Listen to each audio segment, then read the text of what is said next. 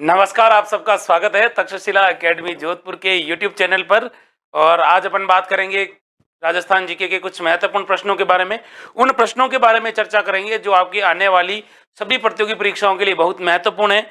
और विभिन्न प्रतियोगी परीक्षाएं जो पहले हो चुकी है उनके अंदर भी ये सवाल पूछे जा चुके हैं, तो इनसे रिलेटेड एक एक प्रश्न पर अपन चर्चा करेंगे। पहला सवाल अपनी स्क्रीन पर है। पहला सवाल ये है, और वो सवाल है, राजस्थान की मुख्य फसल है, तो इनमें से कौन सी फसल है जो राजस्थान की कैसी फसल है भाई? मुख्य फसल है। चार ऑप्शन है आपके सामने, ध्यान से देखिएगा। एक तो है जवार, जवार के बाद में आया है चावल, चावल के बाद बाजरा और बाजरा के बाद गेहूं। चार ऑप्शन है और अच्छे से आपको इनका जवाब देना है। फटाफट आंसर बताइएगा भाई। सवाल अच्छा है। और सवाल आपसे क्या पूछा है कि राजस्थान की प्रमुख फसल कौन सी है? अच्छा सवाल है, बताइएगा। सुमन, सोनू, ललिता, रेनीवाल, आप बता रहे हैं कि सर बाजरा है। ध्यान से देखिएगा, राजस्थान की कैसी फसल मुख्य फसल है, वो कौन सी है? तो राजस्थान की मुख्य फसल है भाई बाजरा। अब आपको याद रखना है कि भाई सवाल क्या क्या बन सकते हैं बाजरा के बारे में। तो आपको पहली बात तो ये याद रखना है कि बाजरा मोटा अनाज है। कैसा अनाज है भाई? बाजरा यह मोटा अनाज है।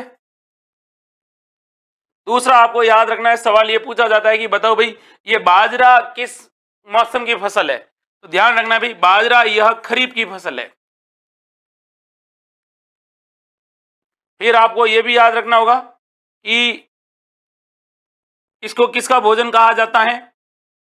तो गरीब का भोजन कहा जाता है। फिर आपसे सवाल क्या पूछा जाएगा? अच्छा सवाल ये बनेगा, बताओ भाई बाजरा का वैज्ञानिक नाम क्या है? क्या नाम पूछा जाएगा?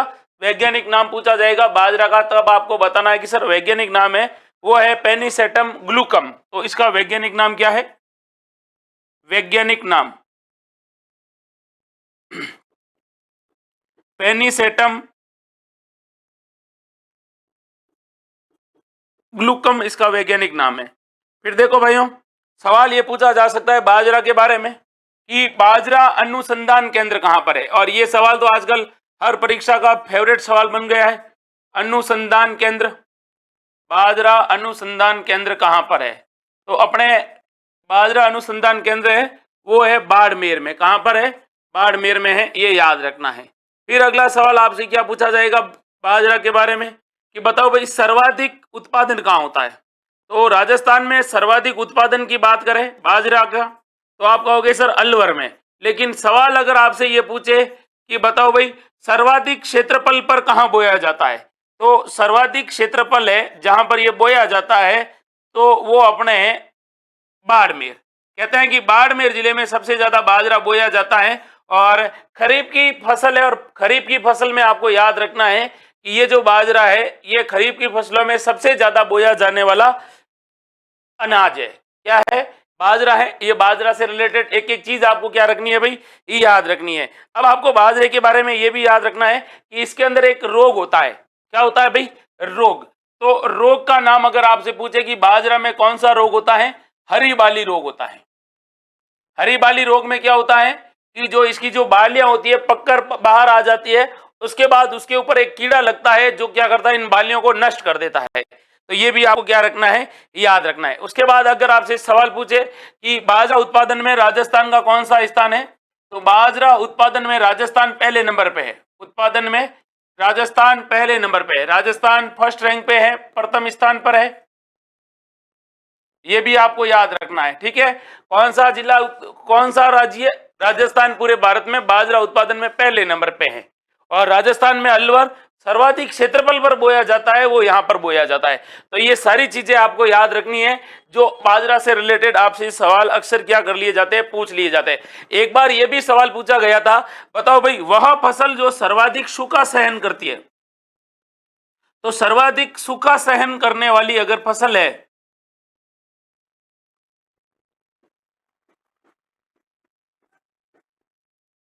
वो बाजरा की फसल है। अगर 3-4 बारिश हो जाए ढंग की तो काफी है बाजरे के लिए। कहते हैं कि बाजरा होता है सूखा सहन करने के लिए बहुत ताकतवर होता है। इसको अगर जरूरत से ज्यादा इसको पानी दिया जाता है तो बाजरा होता ही नहीं है। तो ये भी आपको क्या रखना है? याद रखना है। किसके बारे में याद रखना है? बाजरा के बारे में याद रखना है। फिर देखो यहाँ पे एक एक चीज को और देख लेते हैं। जैसे यहाँ पे एक ऑप्शन दे रखा है जवार। जवार जवार किस मौसम की फसल है? तो जवार है खरीफ की। चावल भी खरीफ और रबी दोनों में, लेकिन ज्यादातर खरीफ में। बाजरा कौन सा है भाई? खरीफ की फसल है। लेकिन ये सवाल पूछे गेहूं किसकी फसल है? तो गेहूं है भाई रबी की। गेहूं किसकी है भाई? रबी की फसल है। ये भी आपको क्या रखना है, याद रखना है। अच्छे अच्छे सीधे सीधे सवाल है जो आपकी प्रतियोगी परीक्षाओं में आपके सामने इस तरह से परोसे जाएंगे। अगला सवाल देखते हैं, और अगला सवाल है ये वाला सवाल। आपसे ये पूछा है कि बताओ भाई, खानवा के युद्ध में कौन पराजित हुआ? एक युद्ध होता है खानवा का, और ये जो खानवा का युद्ध होता है इसमें पराजित कौन होता है वो आपको बताना है। बेहतरीन सवाल है, और ऐसे सवाल अक्सर प्रतियोगी परीक्षाओं में आपसे क्या कर लिए जाते हैं भाई? पूछ लिए जाते हैं। बताइएगा, खानवा का युद्ध होता है, इसमें पराजित कौन होता है? बताइएगा। चार ऑप्शन है, महाराणा प्रताप, महाराणा खुंबा, महाराणा सांगा, या इनमें से कोई नहीं। सोच के जवाब देना है आपको। बताइए। चौधरी ललिता रेनीवाल, अनिल शर्मा चौधरी, अनिल शर्मा चिड़ावा। बताओ भाई। सीधा सवाल है, इसमें वो है ही नहीं टप। सुमन सोनू, अनिल शर्मा। और जिन्होंने अभी तक वीडियो को लाइक वाइक नहीं किया तो लाइक कर दो, और वीडियो को शेयर भी कर दो। टोनी भाटी। तो इसका राइट आंसर है फारूक खान, अरविंद चौहान, वो है आपका सांगा। खानवा के बारे में आपको याद रखना है कि खानवा एक जगह है जो भरतपुर के अंदर है। भरतपुर, खानवा कहां पर है? भरतपुर है। और भरतपुर की एक तहसील है जिसका नाम है रूपवास तहसील, वहां पर पड़ता है खानवा। खानवा का युद्ध कब हुआ अगर ये पूछे, तो ये युद्ध हुआ था 17 मार्च 1527 को। किस किस के बीच में हुआ था? तो ये हुआ था सांगा वर्सेस बाबर। सांगा वर्सेस बाबर। कहते हैं कि इस युद्ध में पहली बार, प्रथम बार किसका प्रयोग होता है भाई? तोपों व बंदूकों का प्रयोग होता है। इसके अलावा इसके बारे में ऐसा कहा जाता है कि सांगा ने एक प्रथा शुरू की जिसका नाम था पाती पैरवण प्रथा। और पाती पैरवण प्रथा के तहत या पाती पर्वण प्रथा के तहत सांगा ने राजपूताने के सभी शासकों को अपनी ओर बुलाया और कहा कि भाई हमें क्या करना है भाई, इस युद्ध में लड़ना है। इस युद्ध में आपको पता होगा, युद्ध से पूर्व बाबर ने इस युद्ध को किसकी संज्ञा दी थी? जिहाद की संज्ञा दी थी, जिसको धर्म युद्ध कहते हैं। उसके बाद आपको यह भी पता होना चाहिए कि सांगा के पक्ष में बहुत सारे व्यक्ति आए थे लड़ने के लिए, सांगा के पक्ष में, और सांगा जी की सहायता करने के लिए भी हम आएंगे आपके। तो ये भी आपको याद रखना है कि इस युद्ध में, खानवा के युद्ध में, सांगा की सहायता करने के लिए कौन कौन आया था। तो देखिएगा भाई, सांगा की सहायता के लिए आए थे अपने मारवाड़। मारवाड़ का राजा कौन था भाई? मारवाड़ का शासक था मालदेव, सॉरी गंगा। लेकिन गंगा स्वयं नहीं आया था, गंगा का जो पुत्र होता है जिसका नाम होता है मालदेव, मालदेव को कहते हैं कि गंगा 4000 सेनापतियों के साथ भेजता है। उसके बाद अलग अलग शासक आपको याद रखना है। जैसे चंदेरी से कौन आया था? तो चंदेरी से आया था मेदिनी राय। कौन आया था? मेदिनी राय। उसके बाद आपको याद रखना है कि देखिए देवलिया से कौन आया था? बढ़िया सवाल है। देवलिया से कौन आया था? बाघ सिंह। देवलिया से आने वाला व्यक्ति था, उसका नाम था बाघ सिंह। देवलिया के बाद में आपको याद रखना है कि मेड़ता से कौन आया था? मेड़ता से आया था भाई रायमल राठौड़। रायमल राठौड़। और भी आपसे सवाल याद रखने हैं। जैसे आपसे पूछा जाएगा, बताओ भाई बीकानेर से कौन आया था? बीकानेर से आने वाला व्यक्ति था कल्याणमल। बीकानेर से कौन आया था? कल्याणमल। उसके बाद आपको यह भी याद रखना है, ईडर से कौन आया था? भारमल।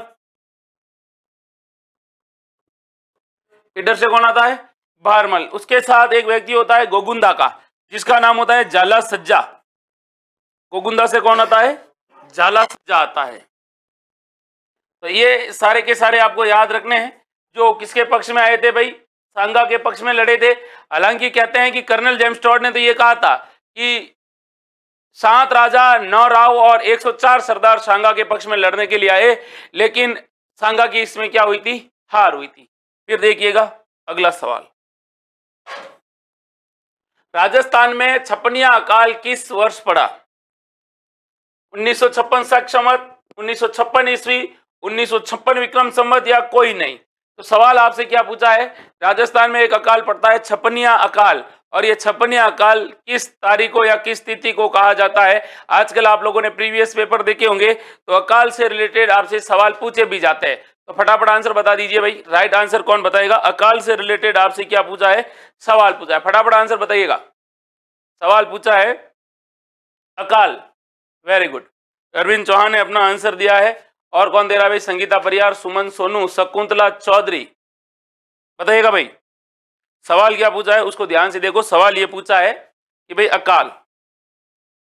वेरी गुड, तो इसका राइट आंसर है वो है विक्रम संवत 1956 और 1899 ईस्वी में, 1899 ईस्वी में यह भयंकर अकाल पड़ा था। ये आपको याद रखना है, जिसको क्या कहा जाता है? विक्रम संवत। अब अपन अपने आप को पता है गांव में हमेशा संवत को या तिथि को ज्यादा महत्व दिया जाता है, इसलिए आपको याद रखना है ना भाई। और फिर देखिएगा भाई, आपको ये भी याद रखना है कि ये जो छपनिया अकाल है, इस छपनिया अकाल से रिलेटेड 3-4 बातें हैं जो आपको याद रखनी है। जैसे आपसे पूछा जाएगा, बताओ भाई, एक लाइन प्रसिद्ध है और क्या कहा जाता है? पग पुंगल धड़ कोटड़े अधगट, क्या कहा जाता है? पग पुंगल धड़ कोटड़े बाहु बाड़मेर जाए लादे जोधपुर खावो जैसलमेर। मतलब अकाल के बारे में पूछा जाता है ये सवाल के भाई पुंगल, पुंगल से किसकी शुरुआत मानी जाती है? अकाल की शुरुआत मानी जाती है, फिर धीमे धीमे आगे बढ़ता है और अकाल का सबसे ज्यादा अगर प्रभाव दिखता है तो जैसलमेर जिले में दिखता है। ये याद रखना है। आगे बात करूं अकाल के बारे में तो एक लाइन और कही जाती है, आपको पता होगा, एक काल होता है जिसको कहा जाता है त्रिकाल। ये सवाल पूछा गया है। त्रिकाल के अंदर 3 चीजों की कमी होती है।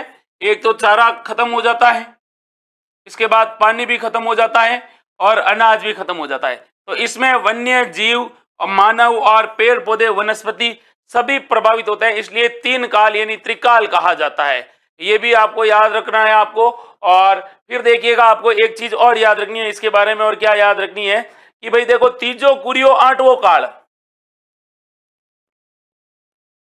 ये सवाल पूछा गया है। तीजो कुरियो आठवो काल, इसकी लाइन है, इस लाइन को आपको समझना होगा। कुरिया का मतलब होता है छोटा। कुरिया किसे कहते हैं? गांव में कहते हैं ना कुरियो है छोटे टाबर को, तो कुरिया का मतलब होता है छोटा अकाल। हर 3 साल में एक छोटा अकाल पड़ता है और हर 8वें वर्ष में एक बड़ा अकाल पड़ता है, जिसमें काफी चीजों की क्या हो जाती है भाई? कमी हो जाती है। ये भी आपको क्या रखना है? ये याद रखना है। आगे बढ़ते हैं और अगला सवाल देखते हैं। अगला सवाल भी आपको अच्छा मिलेगा। और देखिएगा, सवाल है आपके सामने ये, राजस्थान के किस जिले की सीमा मध्य प्रदेश से नहीं मिलती है? तो इनमें से वो जिला बताना है जिसकी सीमा मध्य प्रदेश के साथ नहीं लग रही है। 4 ऑप्शन है आपके सामने और आपको आंसर बताना है। कोटा, करौली, धौलपुर या जयपुर। वह जिला जिसकी सीमा मध्य प्रदेश के साथ नहीं लग रही है, बताइएगा भाई। अच्छा सवाल है, एकदम सीधा और सटीक सवाल है, आपको इसका एकदम बेहतरीन तरीके से आंसर बताना है। फटाफट बताइए। Very good. तो राजस्थान की स्थिति और विस्तार तो आप लोगों ने अच्छे से पढ़े, और राजस्थान की सीमाएं पढ़ी आप लोगों ने, अंतर्राज्यीय और अंतर्राष्ट्रीय। अंतर्राष्ट्रीय सीमा जो पाकिस्तान के साथ लगती है और अंतर्राज्यीय सीमा 5 राज्यों के साथ लगती है। और अंतर्राज्यीय सीमाओं में आपका लगता है कौन सा भाई? जिसका नाम है ये वाला, मध्य प्रदेश के साथ किसकी सीमा नहीं लगती है? तो फटाफट आंसर बता दीजिए भाई। राजस्थान का वह जिला जो मध्य प्रदेश के साथ सीमा बनाता है। अच्छा सवाल पूछा है, एकदम सीधा सवाल पूछा है, आपको इसका क्या बताना है भाई? आंसर बताना है। फटाफट आंसर बताओ भाई। वेरी गुड, बताओ बताओ बताओ बताओ, कौन सा नहीं लगाता है? तो पहली बात तो देखो, आपको ये याद रखना है कि ये देखिए राजस्थान है। मैं आपको बता दूं, ये थोड़ा अच्छा बना लेते हैं ध्यान से। आप लोग जो तुक्काबाजी कर रहे हो, तुक्काबाजी बिल्कुल नहीं करनी है। देखो, ये है अपने राजस्थान का नक्शा। सपोज देन, मान लीजिए, कोशिश करते हैं अच्छा बनाए हूबहू। ये देखिए, मान लिया। अब आपसे पूछा है मध्य प्रदेश के साथ सीमा। मध्य प्रदेश के साथ सीमा का मतलब ये हुआ कि ये जो सीमा है वो यहां से शुरू होती है, धौलपुर से। इसका मतलब धौलपुर मध्य प्रदेश के साथ सीमा बना रहा है, ठीक। और यहां पर देखिएगा धौलपुर से शुरुआत होती है और अंत कहां तक होता है भाई, लास्ट में, लास्ट जिला कौन सा होता है, तो आपको बताना है मध्य प्रदेश के साथ सीमा बनाने वाला जिला, लास्ट जिला होता है वो है अपना कौन सा वाड़ा, बांसवाड़ा। अब आपको याद रखना है इनमें से कौन सा जिला नहीं है। तो देखिए भाई, इस मध्य प्रदेश के साथ लगने वाली सीमा के अंदर धौलपुर के बाद आ जाता है करौली, ये करौली आ गया।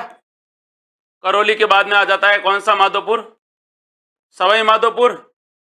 सवाई माधोपुर के बाद अगला जिला आता है जो सीमा बनाता है, उसका नाम भी आपको याद रखना है, कोटा आता है। फिर उसके बाद बारां आता है। बारां के बाद में कौन आ रहा है भाई, झालावाड़ आ रहा है, सीक्वेंस है ये, झालावाड़ आ रहा है। और उसके बाद देखो झालावाड़, झालावाड़ के बाद में कौन आएगा, तो आपको पता होगा भीलवाड़ा आता है, चित्तौड़गढ़ आता है, प्रतापगढ़ आता है। तो ये भीलवाड़ा हो गया, फिर चित्तौड़गढ़ हो गया, और फिर कौन सा हो गया, प्रतापगढ़।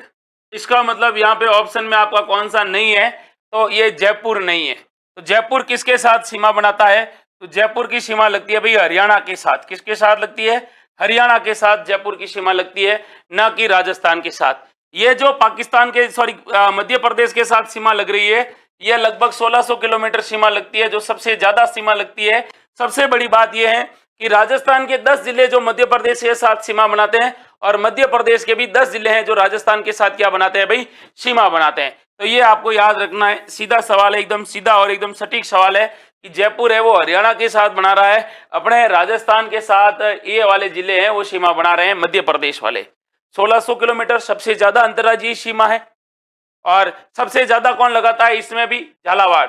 झालावाड़ लगभग 520 किलोमीटर सीमा लगाता है, कितनी, 520 किलोमीटर। और सबसे ज्यादा अंतर्राज्यीय सीमा छूने वाला जिला भी कौन सा है भाई, झालावाड़ है। तो ये भी आपको फैक्ट टू फैक्ट याद रखना है। फिर आगे बढ़ते हैं और अगले सवाल को देखते हैं। अगला सवाल है ये, हाँ, नमदे बनाने के लिए कौन सा जिला प्रसिद्ध है, तो आपसे पूछा है हस्तकला में, और हस्तकला में आपसे क्या पूछा है, नमदे कहाँ के प्रसिद्ध है।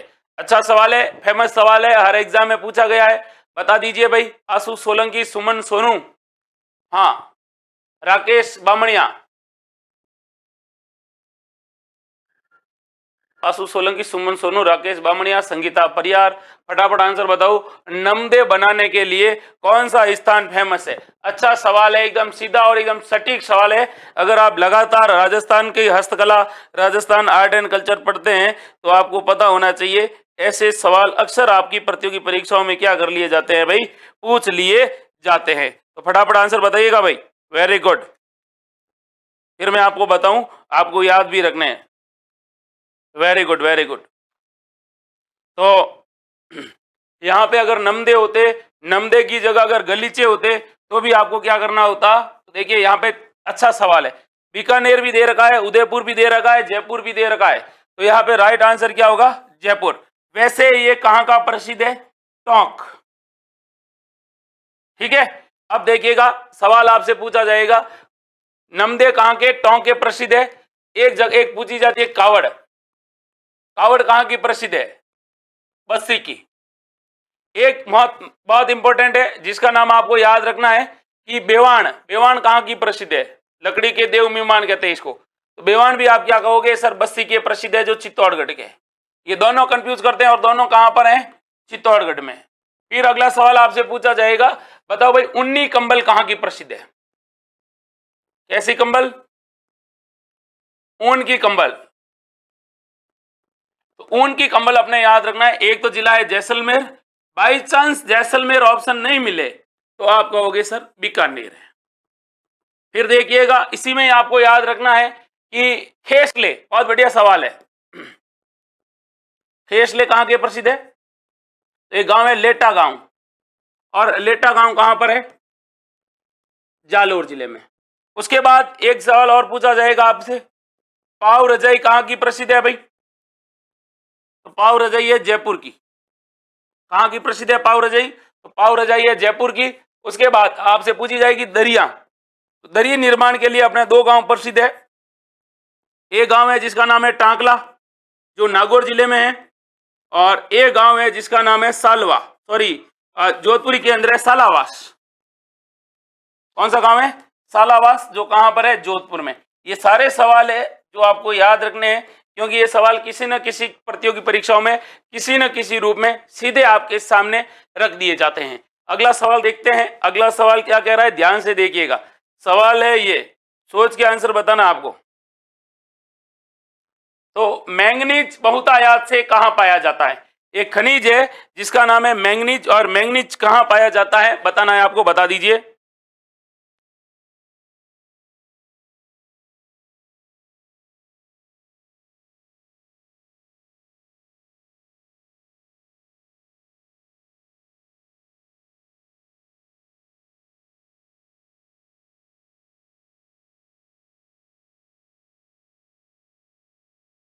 बताइएगा भाई। सवाल सीधा है, एकदम बेहतरीन सवाल है। क्या पूछा है? मैंगनीज बहुतायत से कहां पाया जाता है? चार ऑप्शन है, अजमेर में, बांसवाड़ा में, उदयपुर में, या फिर जयपुर में। तो राजस्थान के प्रमुख अगर खनिज आप लोगों ने पढ़े हैं तो आप इसका सीधा सीधा क्या दे सकते हैं?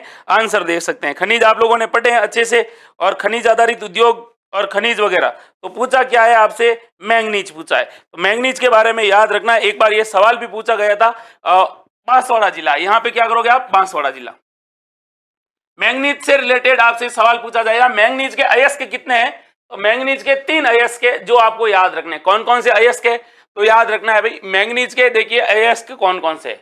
ये बहुत बढ़िया सवाल पूछा गया था, और तगड़ा वाला सवाल पूछा गया था। जब ये पहली बार सवाल पूछा सब कंफ्यूज थे। मतलब एक तो है भाई साइलोमिन, और यही पूछा गया था कि साइलोमिन किसका अयस्क है। उसके बाद एक है पाइरोलुसाइट, पाइरुलोसाइट। उसके बाद में एक और याद रखना है जिसका नाम है ब्रोनाइट। फिर आपको याद रखना है कि सवाल ये पूछा भी जाएगा, बताओ भाई हमारे राजस्थान के अंदर उत्पादन में कौन सा स्थान है? तो राजस्थान का उत्पादन में स्थान पूछा जाएगा। तो राजस्थान उत्पादन में स्थान है 6ठे नंबर पे। फिर आपसे सवाल ये पूछा जाएगा, बताओ भाई सर्वाधिक कहां पर? तो यहां पे ऑप्शन दे रखा था तो आपने कर भी दिया है कि सर बांसवाड़ा में। बिल्कुल भाई, बांसवाड़ा में ही है। लेकिन सवाल आपसे पूछा जाएगा, और गजब का सवाल पूछा जाएगा, बताओ भाई हमारे राजस्थान के अंदर मैंगनीज, राजस्थान का 6ठा स्थान है, तो प्रथम स्थान पर कौन सा है? तो प्रथम स्थान पर है ओडिशा। सबसे ज्यादा कौन है? ओडिशा में होते हैं। ये भी आपको क्या रखना है? याद रखना है। अब इसका उपयोग कहां पर होता है? तो इसका उपयोग देखो रंग बनाने में होता है, इलेक्ट्रॉनिक उद्योग में होता है, शैल उद्योग में होता है, रसायन उद्योग में होता है। सब जगह इसका क्या होता है भाई? उपयोग होता है। फिर देखिएगा अगला सवाल, और अगला सवाल क्या कह रहा है उसको ध्यान से देखो। हाँ, सवाल है ये,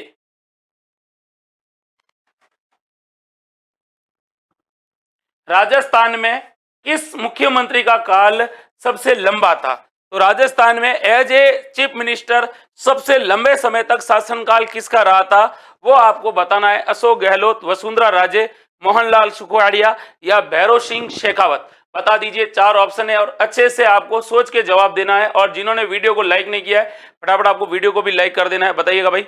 मोहित बघेल, संगीता परिहार, चंदा राम और ममता शर्मा, संगीता परिहार, कल्पना गौतम, राकेश बामणिया, आशु सोलंकी। फटाफट आंसर बताओ भाई। सवाल एकदम बेहतरीन सवाल है, बताइएगा। तो हाँ, आप लोग बता रहे हो कि सर एग्जैक्ट, और किसी ने बताया? अनिल शर्मा जी ने बता दिया, चंदा राम ने बता दिया है, मोहित बघेल, अरविंद चौहान, शंकर लाल डिंडोर। हाँ, तो क्या राइट आंसर है इसका? इसका राइट आंसर है वो है मोहनलाल सुखाड़िया। मोहनलाल सुखाड़िया, इन्होंने 17 वर्ष तक शासन किया था। ठीक, इनको आधुनिक राजस्थान का निर्माता कहा जाता है। आधुनिक राजस्थान का निर्माता कहा जाता है, ये भी आपको याद रखना है। और राजस्थान के सबसे लंबे समय तक अगर कोई मुख्यमंत्री रहे तो वो अपने मोहनलाल सुखाड़िया रहे थे। ये भी आपको क्या रखना है?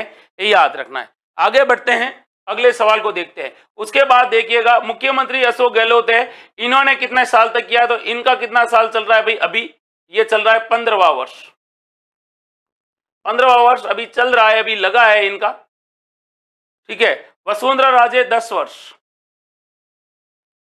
2 बार। और राजस्थान के पहले गैर कांग्रेसी मुख्यमंत्री कौन थे? तो भैरव सिंह शेखावत। एक अभ्यारण्य है जिसका नाम है वन्य जीव अभ्यारण्य दर्रा। दर्रा वन्य जीव अभ्यारण्य है, वो कहां पर स्थित है ये आपको बताना है। 4 ऑप्शन है आपके सामने, सोच के जवाब देना। सीकर है, चूरू है, कोटा है और करौली है। पूछा क्या है? दर्रा वन्य जीव अभ्यारण्य कहां है? बताइए। राकेश बामणिया, बाबूलाल गुर्जर, आशु सोलंकी, फारूक खान, मोहित बघेल। बताओ भाई। अच्छा सवाल पूछा है आपसे, तगड़ा वाला सवाल पूछा है कि एक अभ्यारण्य आपके सामने है और उस अभ्यारण्य से रिलेटेड आपको बताना है। बताइए। कल्पना गौतम, राकेश बामणिया, फटाफट आंसर बताओ भाई। Very good. दर्रा वन्य जीव अभ्यारण्य आप लोगों को पता होना चाहिए।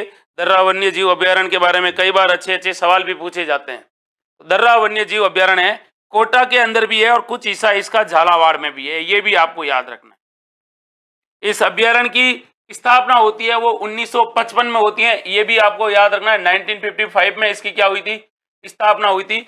सबसे बड़ी बात आपको याद रखनी है दर्रा वन्य जीव अभ्यारण्य में, ये जो अभ्यारण्य है यह टाइगर प्रोजेक्ट का हिस्सा है। कौन सा प्रोजेक्ट? टाइगर प्रोजेक्ट का हिस्सा है, ये भी आपको याद रखना है। इसके अलावा आपको ये भी याद रखना है 227 वर्ग किलोमीटर में यह फैला हुआ है। आगे बढ़ते हैं, अगले सवाल को देखते हैं। अगला सवाल आपसे क्या पूछ रहा है? अगला सवाल है ये वाला, बहुत बढ़िया सवाल पूछा है। गुलाबी किस क्षेत्र की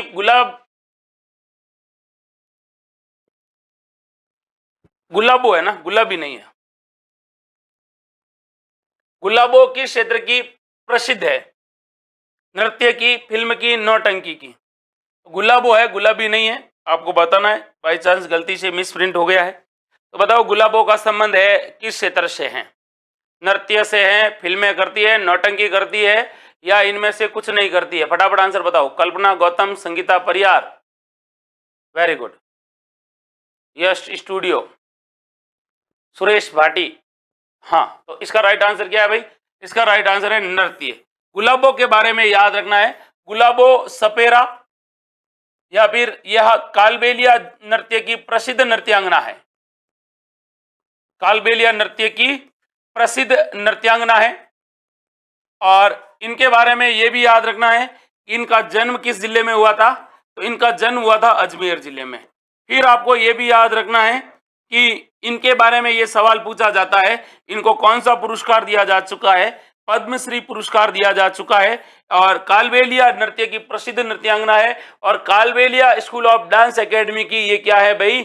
डायरेक्टर है। ये भी आपको याद रखना है। कालियो कूद पड़ियो मेले में प्रसिद्ध जो लोकगीत है वो इनके ऊपर डांस किया था, वो इन्होंने ही किया था, गुलाबो सपेरा। ठीक है भाई, आगे बात करते हैं, फिर अगला सवाल देखते हैं। बाकी आपको पता होगा कि हमारे राजस्थान में कालबेलिया जनजाति, कालबेलिया और गुलाबो भी कालबेलिया जाति से ही बिलोंग करती है। कालबेलिया महिलाएं होती है, वो 4 प्रकार का नृत्य करती है। एक करती है बागड़िया, क्या करती है? बागड़िया करती है। एक करती है इडोनी, मारी 1.25 लाखरी लूम गम गई इडोनी। फिर एक है संकरिया और एक कौन सा है भाई? इडोनी हो गया, पणिहारी, ये याद रखना है। उसके बाद कालबेलिया पुरुष होते हैं, वो सांप पकड़ने में दक्ष होते हैं। और कौन सा वाद्य यंत्र बजाते हैं? तो खंजरी बजाते हैं या फिर पुंगी बजाते हैं, ये भी आपको याद रखना है भाई। अगला सवाल है और अगला सवाल है बेहतरीन सवाल है, ठीक है भाई। हाँ, नीट लेवल 2 में 200 नंबर आ रहे हैं, हो जाएगा, कोई दिक्कत नहीं है। आप तैयारी करिएगा, बेहतरीन तैयारी रखो। अगला सवाल देखो, और अगला सवाल है ये वाला। राजस्थान का प्रवेश द्वार कहा जाता है, किसे कहा जाता है? आपको बताना है। 4 ऑप्शन है, भरतपुर, उदयपुर, झालावाड़ और बाड़मेर। तो राजस्थान का कौन सा भाई प्रवेश द्वार पूछा है? फटाफट आंसर बता दो भाई। 4 ऑप्शन है, सोच के जवाब देना है। राजस्थान का प्रवेश द्वार किसको कहा जाता है? भरतपुर, उदयपुर, झालावाड़ या बाड़मेर? सीधा सवाल पूछा है, बेहतरीन सवाल पूछा है, बताओ भाई। Very good. R3 production, Sangeeta Parihar, Anil Sharma, Yash studio, Sonam gaming, Kalpana Gautam, Prahlad Tanwar, Ashu Solanki, Rakesh Bamaniya. बताओ भाई, सुरेश भाटी, सोनम गेमिंग, फारूक खान। तो इसका राइट आंसर क्या है भाई? इसका राइट आंसर भाई, हाँ, अनिल शर्मा, शंकर लाल। Very good. तो राजस्थान का प्रवेश द्वार कहा जाता है भरतपुर को। भरतपुर क्या है भाई? राजस्थान का प्रवेश द्वार। लेकिन अगर आपसे प्रवेश द्वार के बारे में आपसे पूछे कि राजस्थान का सिंह द्वार किसे कहा जाता है, तो राजस्थान का सिंह द्वार कहा जाता है, वो कहा जाता है अलवर को।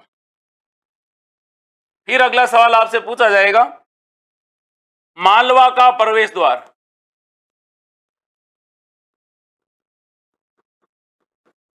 तो आप कहोगे सर चित्तौड़गढ़ को। अगर आपसे पूछे मरुस्थल का प्रवेश द्वार, तो आपको कहना है कि सर मरुस्थल का जो एंट्री गेट या प्रवेश द्वार कहा जाता है वो जोधपुर को कहा जाता है। फिर आपसे पूछा जाएगा पश्चिमी राजस्थान का प्रवेश द्वार, तो आपको बिना एजिटेशन के सवाल का जवाब देना है जैसलमेर। अगर आपसे पूछा जाएगा उत्तरी सीमा का प्रवेश द्वार, तो आपको करना है हनुमानगढ़। सीधे सीधे सवाल है जो आपको याद रखने हैं, क्योंकि कोई ना कोई एग्जाम में आपसे सीधे सीधे सवाल क्या कर लिए जाते हैं भाई, पूछ भी लिए जाते हैं। आगे बढ़ते हैं, अगले सवाल को देखते हैं। अगला सवाल आपको क्या कह रहा है वो भी ध्यानपूर्वक देख लेते हैं। देखिएगा, सवाल है ये, राजस्थान का राज्य पक्षी कौन सा है? बहुत बढ़िया सवाल है, गजब का सवाल है। अब आप कहोगे सर ऐसा सवाल कौन देता है? हम देते हैं भाई ऐसे सवाल। देखो, बताओ आप आंसर, फिर उसका पोस्टमार्टम भी करेंगे अलग अलग तरीके से। हाँ, तो राजस्थान का क्या पूछा है आपसे? सोच के बताना, गलत नहीं बताना है। राज्य पक्षी, बेहतरीन सवाल है। राजस्थान का कैसा पक्षी? राजस्थान का राज्य पक्षी पूछा है आपसे, बताइएगा। और यही सवाल रीट के अंदर रिपीट हुआ है, सीटी के अंदर रिपीट हुआ है। राजस्थान का राज्य पक्षी कौन बता रहा है भाई? सब बता दो, अब तो इतना टफ लेवल का सवाल नहीं है। तो प्रहलाद तंवर ने बताया कि सर गोडावण का है, लेकिन आपसे सवाल यह पूछा जा सकता है गोडावण का वैज्ञानिक नाम अगर आपसे पूछे कि बताओ प्यारे भैया वैज्ञानिक नाम क्या है, तो आप कहोगे सर वैज्ञानिक नाम है इसका क्रायोटिस नाइग्रिसेप्स।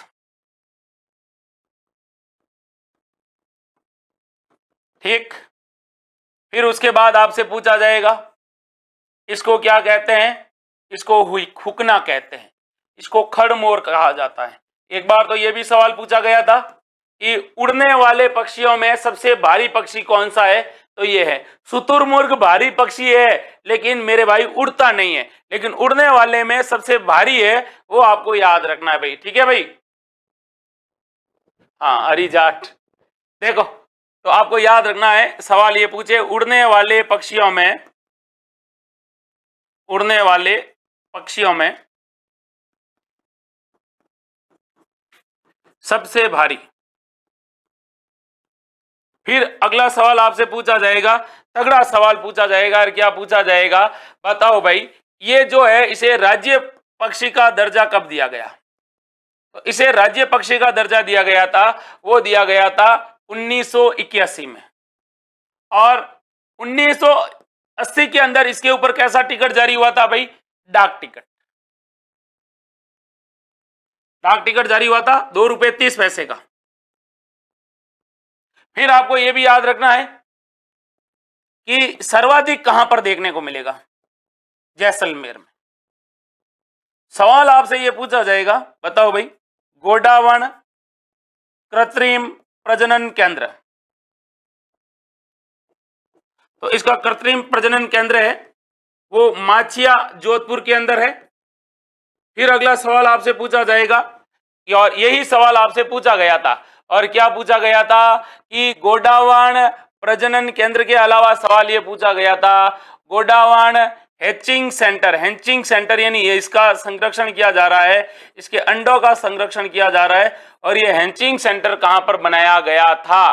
तो आप क्या जवाब दोगे? सर ये कहां पर बनाया गया था? जैसलमेर के अंदर बनाया गया था, समगांव जैसलमेर। एक collection and hatching centre Jaisalmer में। कहते हैं कि ये प्रजनन करता है सेवण घास में, और सबसे बड़ी बात आपको ये याद रखनी है, इसका जो प्रिय घास होता है वो होता है तारामीरा। बिल्कुल जैसलमेर का शुभंकर है ये, जैसलमेर का क्या है भाई, शुभंकर है, ये भी याद रखना है।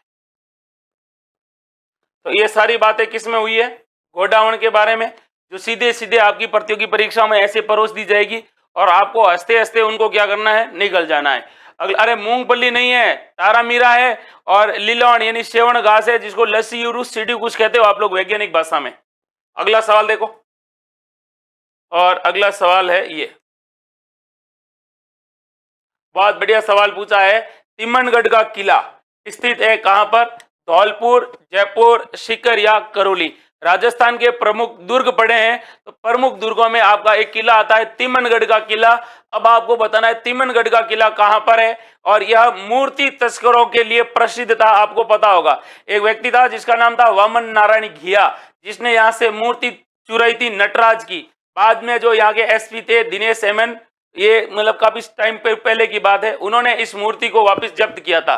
तो आपको आंसर बताना है तिमनगढ़ का किला कहां पर स्थित है। सीधा सवाल पूछा है, एकदम बेहतरीन सवाल पूछा है, और सोच के आपको आंसर देना है। फटाफट आंसर बता दीजिए भाई। पूछा क्या है, तिमनगढ़ का किला। बहुत बढ़िया सवाल पूछा है, बताइएगा। हाँ बताओ बताओ बताओ, गलत तो बिल्कुल बताना ही नहीं है, एकदम सीधा सवाल बताना है और अच्छे से सोच के जवाब देना है। बताओ। तो तिमनगढ़ का किला है वो है करौली में। कहां पर है, करौली के अंदर। एकदम सीधा आंसर बताया आप लोगों ने, लेकिन बात यहां खत्म नहीं करनी है, बात को आगे बढ़ाएंगे तो ही मजा आएगा। तिमनगढ़ का किला करौली में है, इसका निर्माता आपसे पूछे तो आप कहोगे सर इसका जो निर्माता था वो था तिमनपाल। कौन था भाई, तिमनपाल ने 11वीं शताब्दी में इसका क्या करवाया था, निर्माण करवाया था। अब इसके बारे में आपको यह भी याद रखना है कि तिमनपाल या त्रिभुवनपाल ने करवाया था, और इसका उपनाम अन्य नाम इसका या प्रवेश द्वार। बढ़िया सवाल है, प्रवेश द्वार। पहले प्रवेश द्वार देख लेते। एंट्री गेट इसके दो हैं, और एंट्री गेट एक तो है आपका जगनपौल, और जगनपौल से थोड़ा सा आगे निकलोगे तो आएगा सूर्यपौल। ये भी याद रखना है। इस किले के बारे में कहा जाता है कि यह मुस्लिमों के ज्यादातर अधिकार में रहा था, इसलिए इसको इस्लामाबाद भी कहा जाता है। हालांकि जयपुर को भी इस्लामाबाद कहा जाता है, लेकिन किले की बात करें तो इसको करना है। फिर आपको याद रखना है इसके अंदर एक कुआं है, और कुआं किसका है, ननद भोजाई का। आप कहोगे कि सर ननद भोजाई ने क्या किया इसके अंदर, कुछ नहीं किया, ननद भोजाई ने इसका निर्माण करवाया था। इसके अलावा आपको यह भी याद रखना है कि यहां पर एक सागर नाम का जलाशय है, और ये पूछा भी गया है, सागर और सागरी जलाशय इसी में निर्मित है। और उसके बाद आपको इसके बारे में एक चीज और याद रखनी है कि मूर्ति तस्करी के लिए यह किला क्या था भाई, प्रसिद्ध था। कौन सा किला प्रसिद्ध था, तो ये वाला किला प्रसिद्ध था। आगे बढ़ते हैं, फिर अगला सवाल देखते हैं। अगला सवाल क्या कह रहा है, ध्यान से देखिएगा। सवाल है ये, लोकसभा चुनाव 2009 में सचिन पायलट किस स्थान से सांसद बने। बताओ।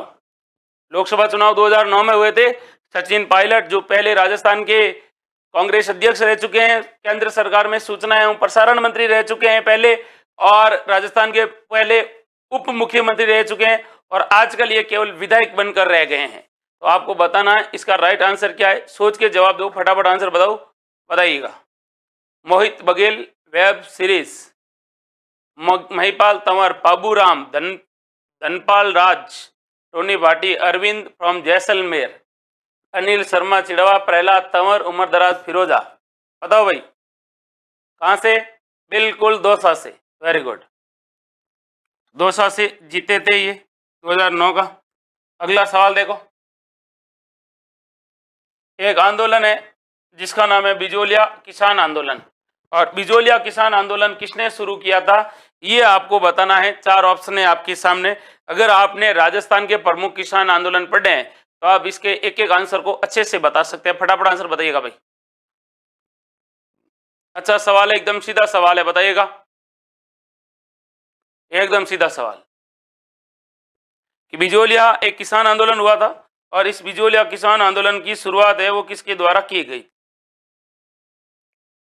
हाँ, तो बिजोलिया किसान आंदोलन की जो शुरुआत की जाती है वो राम नारायण चौधरी द्वारा की जाती है। बिजोलिया किसान आंदोलन जो 44 वर्ष तक चला था, बिजोलिया 44 वर्ष तक चला था। बिजोलिया किस रियासत में आता था? तो मेवाड़ रियासत के अंतर्गत आता था। ये भी आपको याद रखना है। क्यों हुआ था? तो 84 प्रकार की लाग बाग ली जाती थी, ठीक है। और सबसे बड़ी बात आपको ये याद रखना है बिजोलिया के बारे में कि यह जो बिजोलिया किसान आंदोलन था वो भारत का सबसे लंबा चलने वाला अहिंसक किसान आंदोलन के रूप में जाना जाता है। अगला सवाल देखो। ये सवाल तो शायद रिपीट हुआ है, वापिस आपको बताना है कि कौन सी राजस्थान में नमक उत्पादन के लिए में कौन सी झील प्रसिद्ध है, तो बताओ भाई।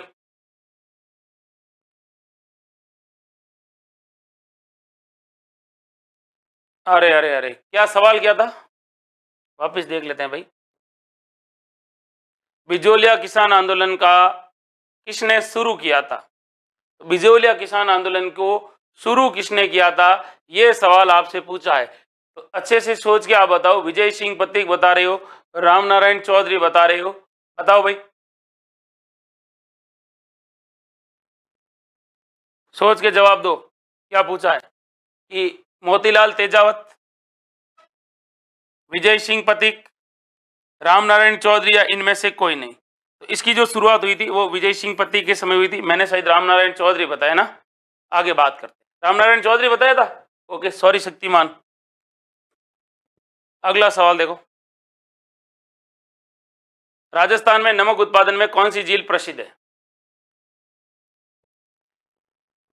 हाँ, साधु सीताराम दास ने बुलाया था इनको 1916 के अंदर, तब ये आए थे और इसका नेतृत्व करते हैं। बाद में इन्होंने 1917 के अंदर आपको पता है उपरमाल पंच बोर्ड की स्थापना भी की थी और इसका जो सरपंच बनाया था वो मन्ना पटेल को बनाया था। बिल्कुल याद आ गया है, सब कुछ सही है। मैंने जल्दबाजी में पहले छेप दिया था, कोई दिक्कत नहीं है। अब देखिए ये सवाल, इसका आंसर बताओ भाई। हाँ, सांबर झील, जिसका विस्तार आपको 3 जिलों में मिलेगा। जयपुर में भी मिलेगा, अजमेर में भी मिलेगा, नागौर में भी मिलेगा। सांबर झील के बारे में याद रखना है, इसमें राज्य और केंद्र की भागीदारी आपसे पूछी जाएगी कितनी है। तो कितनी है भाई? 40:60 है। यहां पर नमक उत्पादन का जो संयंत्र स्थापित किया गया उसका नाम क्या है भाई? Hindustan salt limited, HSL। फिर अगला सवाल आपसे पूछा जाएगा, सांबर में कौन सा तीर्थ स्थल है? देवयानी तीर्थ। लेकिन इस झील का अगर निर्माता पूछा जाएगा बिजोलिया अभिलेख के अनुसार, तो आपको याद रखना है वासुदेव चौहान। अंतर्वर्ती भारत की सबसे बड़ी खारे पानी की झील है, जिसमें नमक उत्पादन होता है 8.9% नमक का क्या होता है भाई? पूरे देश का नमक उत्पादन होता है, ये भी आपको याद रखना है। हालांकि इसका नमक है वो खाने के लिए उपयोग में नहीं होता है, इसका उपयोग कहां पर होता है? कारखानों वगैरह में होता है भाई। आगे बढ़ते हैं, अगले सवाल को देखते हैं। अगला सवाल है वो क्या कह रहा है।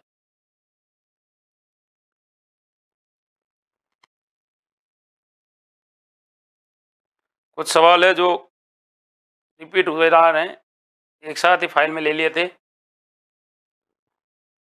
हाँ, अभी आएंगे आपकी। ये वाले सवाल देखो, डांग क्षेत्र वाला कल ले लिया था अपन ने, बीकानेर रियासत का भी ले लिया था, सहेलियों की बाड़ी कर दिया था, राजस्थान का सबसे कम साक्षर जिला भी कर दिया था, बेड़च नदी हो गया था। ये वाला सवाल देखो, राजस्थान में व्यापक मात्रा में किन्नू कहाँ पैदा किया जाता है, ये आपको बताना है। तो राजस्थान में सर्वाधिक मात्रा में किन्नू का उत्पादन कहाँ होता है, ये आपको बताना है। 4 ऑप्शन है आपके सामने, बता दीजिए भाई। सवाल सीधा है, अच्छा सवाल है, बताइए। अच्छा सवाल है, सीधा सवाल है, बताइएगा कि राजस्थान में व्यापक मात्रा में किन्नू का उत्पादन कहाँ होता है? किन्नू होता है जो खाने के लिए काम में आता है। फसलें वगैरह आप लोगों ने पढ़ी है तो आप इसका आंसर अच्छे से दे भी सकते हैं, बताइएगा भाई। सवाल क्या पूछा है? किन्नू का पूछा है, तो सोच के बताना है। अच्छा सवाल पूछा है आपसे, very good.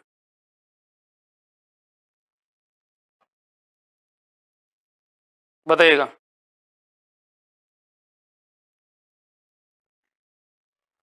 Very good, very good, very good. तो अपने राजस्थान में क्या होता है भाई, किन्नू सर्वाधिक कहाँ होता है, ये आपको बताना है। सीधा सवाल आपसे पूछा है और सीधे सीधे आपको इसका क्या देना है भाई, आंसर देना है। बताइएगा।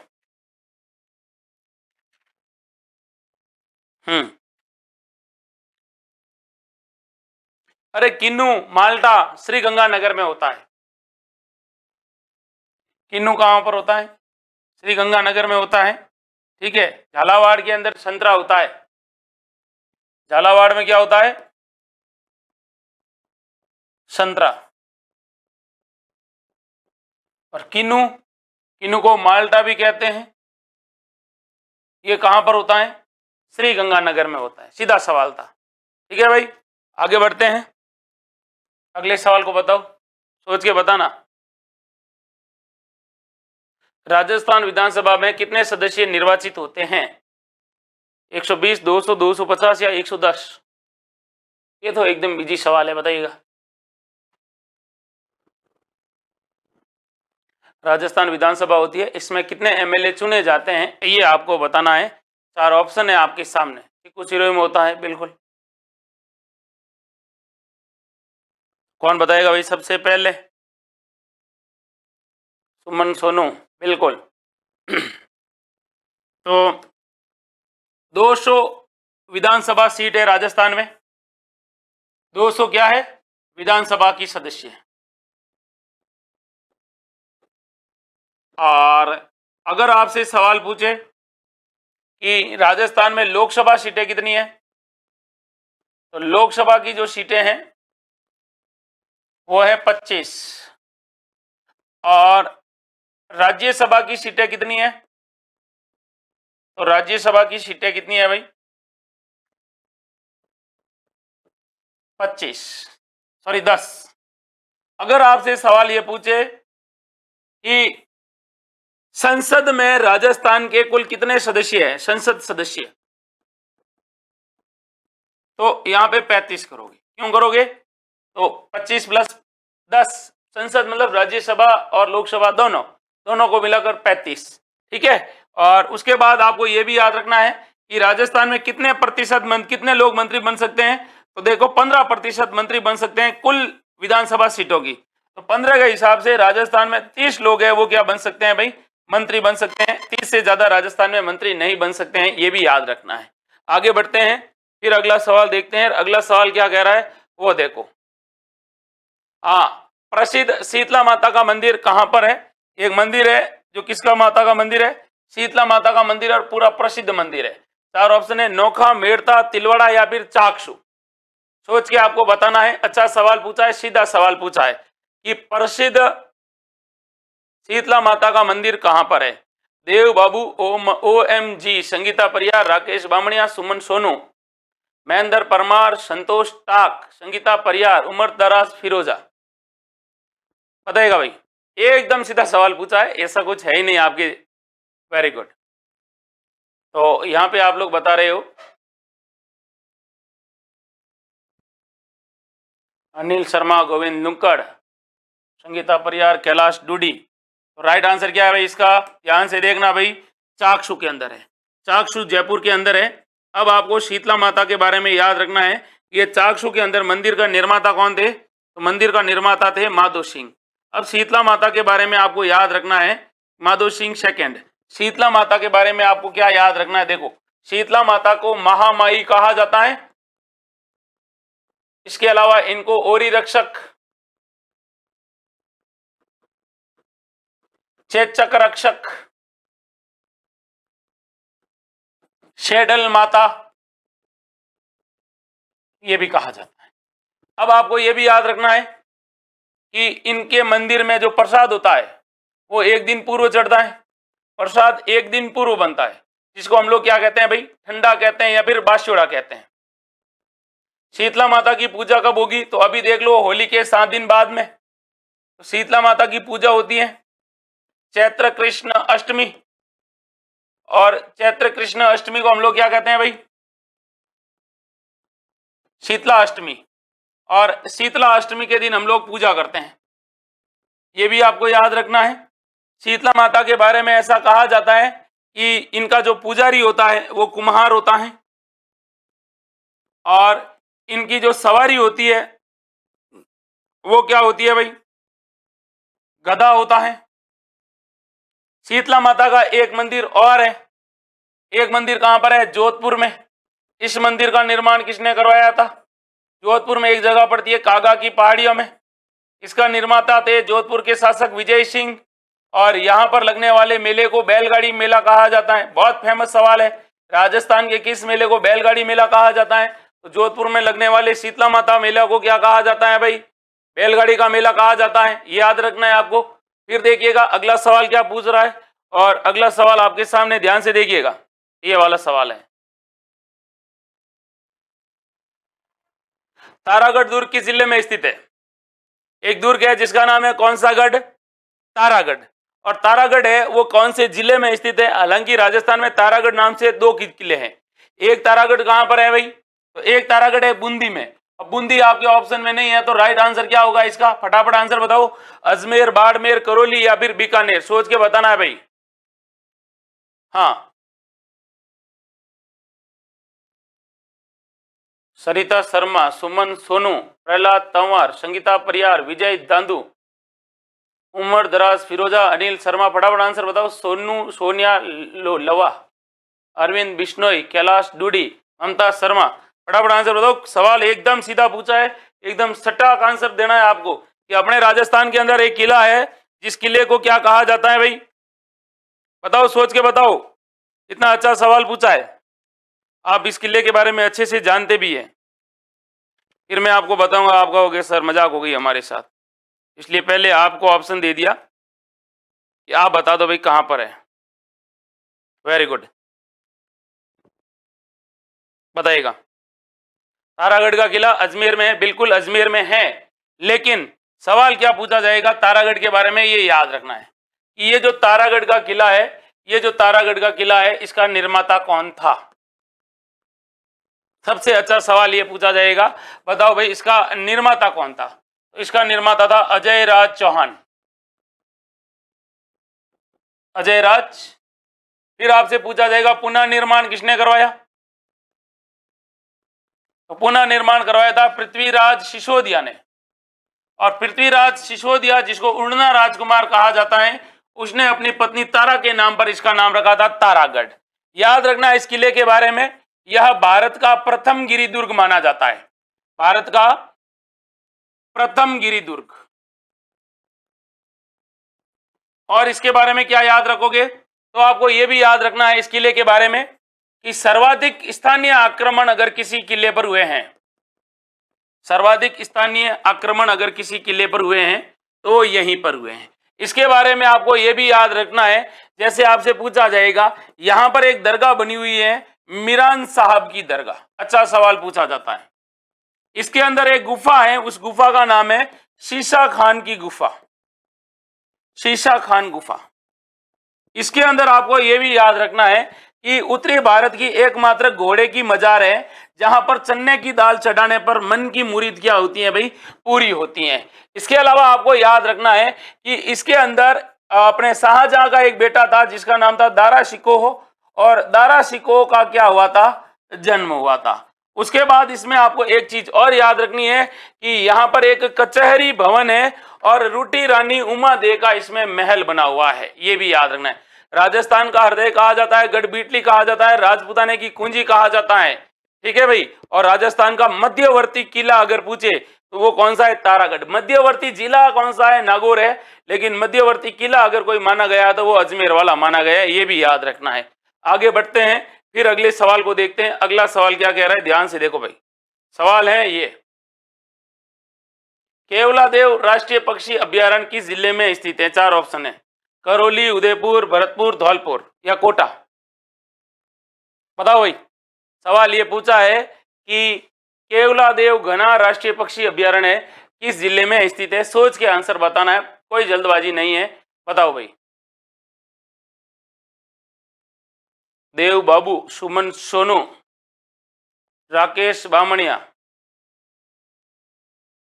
सीधा सवाल है, एकदम इजी सवाल पूछा है आपसे, सोच के आपको जवाब देना है कि अपने राजस्थान में एक किला है, उस किले को एक वन्य जीव अभ्यारण्य है, उसके बारे में आपको बताना है। पूछा किसका है? केवला देव का पूछा है। और केवला देव का आपको पता होगा, केवला देव कहाँ पर है? तो आप कहोगे सर केवला देव भरतपुर के अंदर है, इसको पक्षियों का स्वर्ग कहा जाता है। तो केवला देव राष्ट्रीय अभ्यारण्य के बारे में याद रखना है आपको। क्या क्या चीजें याद रखनी है? इसको क्या कहा जाता है भाई? पक्षियों का स्वर्ग कहा जाता है, द हेवन ऑफ बर्ड। ठीक। उसके बाद आपको ये भी याद रखना है कि इस अभ्यारण्य का निर्माता कौन था। तो भरतपुर के शासक थे किशन सिंह। किशन सिंह एक बार जाते हैं कहां पर? स्विट्जरलैंड। और स्विट्जरलैंड में वहां पर देखने के बाद वैसा का वैसा यहां पर भी स्थापित करवाते हैं। इसके अलावा आपको याद रखना है राजस्थान का दूसरा राष्ट्रीय उद्यान है। राजस्थान का दूसरा राष्ट्रीय उद्यान अगर कोई पूछे तो आप कहोगे सर ये वाला है। इसके अलावा आपको यह भी याद रखना है कि यह स्वर्णिम त्रिकोण पर स्थित है। स्वर्णिम त्रिकोण मतलब दिल्ली, आगरा और जयपुर के बीच का जो मार्ग है जिसको गोल्डन ट्रायंगल कहते हैं, उस पर स्थित है। ये भी आपको याद रखना है। फिर इसके बारे में एक चीज और याद रखनी है कि इसके अंदर एक बांध है जिसका नाम है कौन सा बांध? अजान बांध। और अजान बांध के पास एक आपको पता होगा इसी अभ्यारण्य के अंदर वेटलैंड भूमि, कैसी भूमि है भाई? वेटलैंड भूमि है। ये भी आपको याद रखनी है, जिसको हम लोग नम भूमि या फिर आर्द्र भूमि क्षेत्र भी कहते हैं। उसके बाद आपको ये भी याद रखना है कि यहाँ पर क्या पाए जाते हैं? सर्वाधिक पक्षी इसी अभ्यारण्य में पाए जाते हैं। ये भी आपको याद रखना है। सबसे बड़ी बात यह है कि डॉक्टर सलीम अली, जो इनको बर्ड मैन ऑफ इंडिया कहा जाता है, सलीम अली की कैसी स्थली रही है भाई? कर्म स्थली रही है। उसके बाद आपको इसके बारे में याद रखना है doctor Salim Ali interpretation centre है, वो भी यहाँ पर स्थित है। ये भी याद रखना है। और रामसर साइट का भी इसको क्या दिया गया है? दर्जा दिया गया है। तो ये सारी की सारी चीजें हैं जो आपको इसके बारे में याद रखना है। आगे बढ़ते हैं और अगले सवाल को देखते हैं। अगला सवाल क्या कह रहा है वो भी याद रखना है। आगे बात करते हैं अगला सवाल क्या कहता है। ध्यान से देखो भाई, ये सवाल है, बहुत बढ़िया सवाल पूछा है। जौहर मेला कहाँ बढ़ता है? तो अपने राजस्थान में जौहर मेला कहाँ बढ़ता है बता दो भाई। बाणगंगा और गंभीर नदियां बिल्कुल इसी के अंदर पेंचा घास पाई जाती है। जयपुर, चित्तौड़गढ़, भरतपुर या इनमें से कोई नहीं। तो एक मेला है जौहर मेला, ये कहाँ पर आयोजित होता है बता दो भाई। सीधा सवाल पूछा है आपसे। निधि कांवलिया, संगीता परिहार, सुमन सोनू, अरविंद बिश्नोई, संगीता परिहार, सुमन सोनू, देव बाबू। आंसर बताओ भाई फटाफट, आंसर तो बताने पड़ेंगे। अनिल शर्मा फ्रॉम चिड़ावा, हाँ। प्रहलाद तंवर, संगीता परिहार, उमर दराज, फिरोजा, अशोक कुमार, सोनिया लवा, संगीता परिहार, बहादुर गरासिया। तो इसका राइट आंसर है भाई अपने क्या? जौहर मेला है। कहाँ पर आयोजित होता है? जब भी ऐसा सवाल पूछे चित्तौड़गढ़ में। लेकिन ये भी पूछ सकते हैं कि ये जौहर मेला कब आयोजित होता है? तो ये होता है भाई अपने चैत्र कृष्ण एकादशी को। चैत्र कृष्ण एकादशी को कहाँ पर? चित्तौड़गढ़ में आयोजित होता है। अगर आपसे पूछे जौहर कुंड कहाँ पर बना हुआ है, तो जौहर कुंड भी किस किले में है? चित्तौड़गढ़ के किले में है। इसके अलावा आपको यह भी याद रखना है कि चित्तौड़गढ़ में कितने साके हुए? तो चित्तौड़गढ़ में 3 साके होते हैं। पहला साका होता है वो होता है 1303 में, जब यहाँ के शासक रतन सिंह थे। दूसरा साका होता है वो होता है 1535 में, जब यहाँ के शासक महाराणा उदय सिंह थे। और तीसरा साका होता है वो होता है दूसरा साका होता है जब महाराणा विक्रमादित्य थे। और तीसरा साका होता है वो होता है 1567, जब यहाँ पर उदय सिंह थे। 1303 रतन सिंह, रानी कौन थी भाई? पद्मिनी। और आक्रमणकारी कौन था? एक बोले तो अलाउद्दीन खिलजी आया था। 1535 में कौन आया था?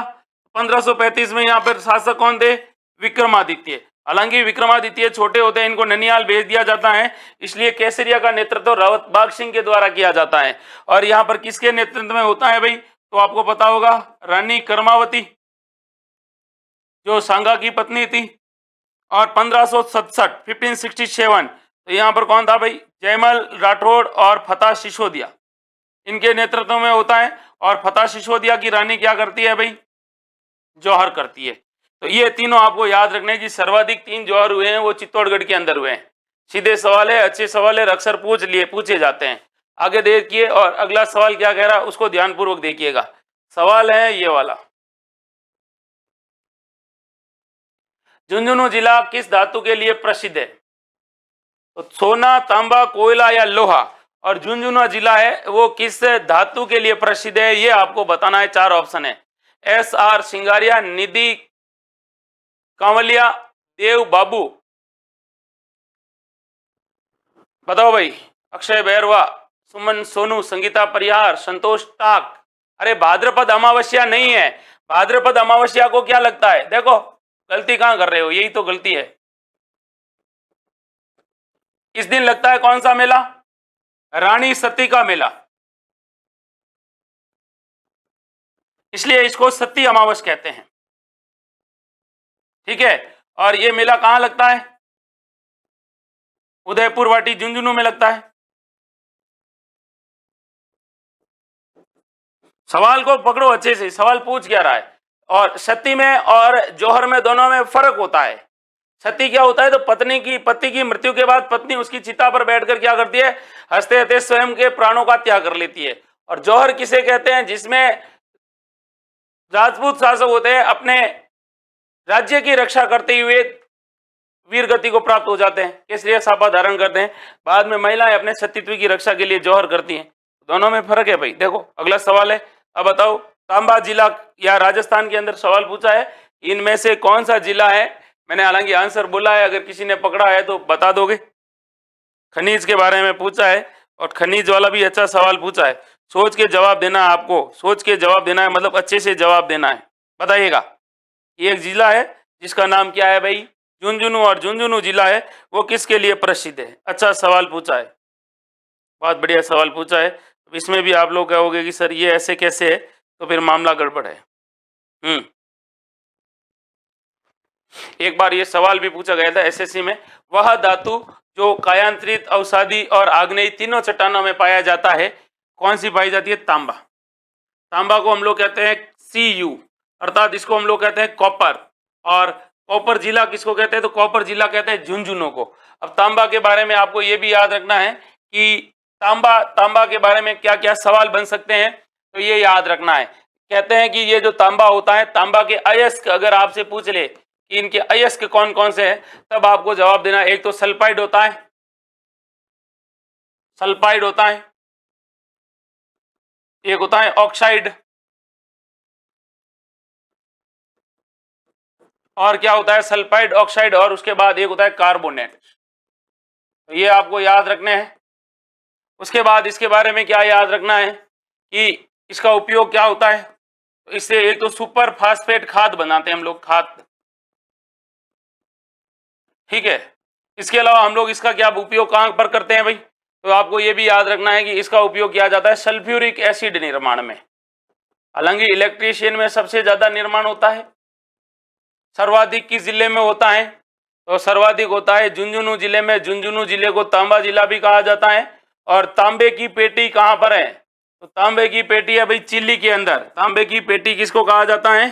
चिली को कहा जाता है। ये भी आपको याद रखना है। यानी चिली देश है जहां पर तांबे का सर्वाधिक क्या होता है? उत्पादन होता है। फिर आपसे सवाल पूछा जाएगा HCL हिंदुस्तान कॉपर लिमिटेड कहां पर है? तो आप कहोगे सर खेतड़ी झुंझुनू के अंदर है। कहां पर? खेतड़ी के अंदर हिंदुस्तान कॉपर लिमिटेड। और तांबा आज से नहीं निकाला जा रहा है, लाखों सालों हजारों वर्ष पूर्व निकाला जाता है, जब हमारे यहाँ पर प्राचीन काल में सभ्यताएं हुआ करती थी। आपको पता होगा, पूछा जाता है कि मछली पकड़ने का कांटा, छेद वाली सुई, लोहे के उपकरण, 99% शुद्ध तांबा कहाँ पाया जाता है? सीधे सीधे सवाल पूछे जाते हैं। अगला सवाल देखो, और अगला सवाल है ये वाला। सवाल क्या पूछ रहा है? सीधा सवाल पूछा जाएगा। सवाल है ये वाला, ब्रह्मा मंदिर कहाँ स्थित है? तो अपने राजस्थान में ब्रह्मा मंदिर कहां पर स्थित है, उसके बारे में आपको बताना है। 4 ऑप्शन है आपके सामने। पहला ऑप्शन है पुष्कर, सालासर, जयपुर और नाथद्वारा। तो सोच के जवाब बताओ भाई, बता दीजिए भाई। हाँ, चुक्की की माता, सुमन सोनू, अक्षय बैरवा, सुरेश कड़वासरा। बताओ भाई। Very good. तो इसका राइट आंसर क्या है? ब्रह्मा मंदिर कहां में? पुष्कर। देखो ऐसा कहा जाता है कि पुष्कर में ब्रह्मा मंदिर है। और इसका निर्माता किसे माना जाता है? इसका निर्माता माना जाता है एक व्यक्ति है जिनका नाम है गोकुल चंद पारिक। गोकुल चंद पारिक को माना गया है। इसके अलावा अब राजस्थान में 2 और अपने बन गए हैं। एक तो बन गया है आसोतरा बाड़मेर में, आसोतरा बाड़मेर में, जिसकी स्थापना किसके द्वारा, खेताराम जी महाराज के द्वारा की गई। और एक है बांसवाड़ा में। हालांकि ऐसी मान्यता है कि ब्रह्मा जी की पूजा होती है, वो हर कोई नहीं कर पाता है, इसके लिए तो दिव्य दृष्टि वाला ही व्यक्ति चाहिए, जो आजकल दिव्य दृष्टि वाला व्यक्ति कहीं मिल नहीं रहा है। ठीक है, गोकुल चंद पारिक ने करवाया था, ये याद रखना। कहां पर, पुष्कर में विश्व का सबसे प्राचीनतम ब्रह्मा जी का मंदिर है। इसके अलावा पुष्कर में सावित्री माता का मंदिर है, रंगनाथ जी का मंदिर है, गायत्री माता का मंदिर भी है, वराह मंदिर भी है, ये भी आपको याद रखना है। आगे बढ़ते हैं और अगले सवाल को देखते हैं। देखो सालासर में तो बालाजी, सालासर में क्या, बालाजी का मंदिर है। और जयपुर में किसका मंदिर है भाई, गोविंद देव जी का मंदिर है, ये भी याद रखना है, गोविंद देव जी का मंदिर। ठीक है, और नाथद्वारा में किसका मंदिर है भाई, तो नाथद्वारा में श्रीनाथ जी का मंदिर है कि नहीं है, बिल्कुल श्रीनाथ जी का मंदिर है। एक एक चीज को आपको याद रखना है, अच्छे से याद करके पढ़ना भी है। फिर देखो अगला सवाल देखते हैं। अगला सवाल क्या कह रहा है, ध्यान से सुनना और सोच के जवाब देना है। सवाल आपके सामने है ये वाला। क्या सवाल है कि डबोक हवाई अड्डा कहां पर है। तो अपने राजस्थान में एक हवाई अड्डा है जिसका नाम है डबोक, और डबोक हवाई अड्डा है वो राजस्थान के किस स्थान पर है, सोच के जवाब दीजिए भाई, सोच के जवाब देना है। अजमेर, जयपुर, उदयपुर या कोटा। तो राजस्थान के परिवहन के साधन पढ़ते हैं। परिवहन के साधन में अपन एक बात पढ़ते हैं, कौन से भाई, कौन से वाले, उड़ने वाले हवाई जहाज, परिवहन वाले। तो परिवहन में यह परिवहन का ही एक पार्ट है, उसमें आपको बताना है कि डबोक हवाई अड्डा है वो अपने राजस्थान में कहाँ है। सोच के जवाब देना है, अच्छे से जवाब देना है, गलत कुछ भी नहीं बताना है। बताइए, परिवहन के साधनों में से ही आपका सवाल पूछा है, सोच के अच्छे से आपको इसका क्या देना है भाई, जवाब देना है। फटाफट आंसर बताओ भाई। अच्छा सवाल पूछा है, एकदम सीधा सवाल पूछा है, बताइएगा। फिर मैं आपको बताता हूँ, वायु परिवहन से रिलेटेड सवाल पूछा गया है। तो डबोक, डबोक कहां पर है, डबो डबो डबो डबोक, डबोक मतलब उदयपुर। कहां पर है, उदयपुर के अंदर है। अब देखिए डबोक हवाई अड्डा उदयपुर में है, लेकिन आपसे सवाल पूछा जाएगा वायु परिवहन के द्वारा। तो आपसे सवाल ये पूछा जाएगा वायु परिवहन के बारे में, तो आपसे ये सवाल पूछा जाएगा। और क्या सवाल पूछा जाएगा, और पूछा जाएगा बताओ भाई, एयरफोर्स फ्लाइंग कॉलेज कहां पर है। बहुत बढ़िया सवाल पूछा गया है, एयरफोर्स फ्लाइंग कॉलेज अपने राजस्थान में कहां पर है, जहां पर एयरफोर्स की ट्रेनिंग दी जाती है। तो प्यारे भाइयों, जोधपुर जिले में है। फिर अगला सवाल आपसे क्या पूछा जाएगा, बताओ भाई, राजस्थान में प्रथम फ्लाइंग क्लब की स्थापना किसने की थी। तो राजस्थान में प्रथम फ्लाइंग क्लब की स्थापना होती है 1929 में, और इसकी स्थापना किसके द्वारा की जाती है। ये अगर आपसे पूछे तो आप कहोगे सर जोधपुर के शासक थे, और जोधपुर के शासक ने इसकी क्या की थी, स्थापना की थी, जिनका नाम था महाराजा उम्मेद सिंह। उम्मेद सिंह ने फ्लाइंग कॉलेज की स्थापना की थी, ये याद रखना है। फिर आपको ये भी याद रखना है अगला सवाल कि राजस्थान में हवाई पट्टियां कितनी है जहां पर हवाई जहाज को उतारा जा सकता है। तो वर्तमान में राजस्थान में हवाई पट्टियां कहां कितनी भाई, 22 हवाई पट्टियां हैं। लेकिन अगर आपसे सवाल पूछे राजस्थान में हवाई अड्डे कितने हैं, तो आप सीधे सीधे सवाल का जवाब देना कि सर राजस्थान में हवाई अड्डे हैं मात्र 10। और 10 में से भी आपको याद रखना है कि 4 तो नागरिक है, 10 में से 4 तो क्या है, नागरिक, जिसमें आप और हम जा सकते हैं। और 6 है वो कैसे हैं भाई, सैन्य हवाई अड्डे हैं। तो 6 तो सैनिकों के लिए हैं, 4 नागरिकों के लिए हैं। ये भी आपको क्या रखना है, याद रखना है। और सबसे बड़ी बात है, ये भी याद रखना है कि ये जो हवाई अड्डे हैं जो अलग अलग जिलों में स्थापित है, राजस्थान का पहला अंतर्राष्ट्रीय हवाई अड्डा कौन सा है, तो सवाई मान सांगानेर हवाई अड्डा, सवाई मानसिंह हवाई अड्डा है। रातानाडा एयरपोर्ट जोधपुर के अंदर है, और किशनगढ़ हवाई अड्डा अजमेर के अंदर है। तो ये याद रखना होगा, एक एक चीज को आपको पढ़ना भी पड़ेगा। फिर देखिएगा आगे बात करते हैं, अगला सवाल देखते हैं। और अगला सवाल है ये वाला, क्या पूछ रहा है सवाल, सोच के जवाब देना अच्छे से। राजस्थान में राज्यसभा में कुल कितने सदस्य निर्वाचित होते हैं।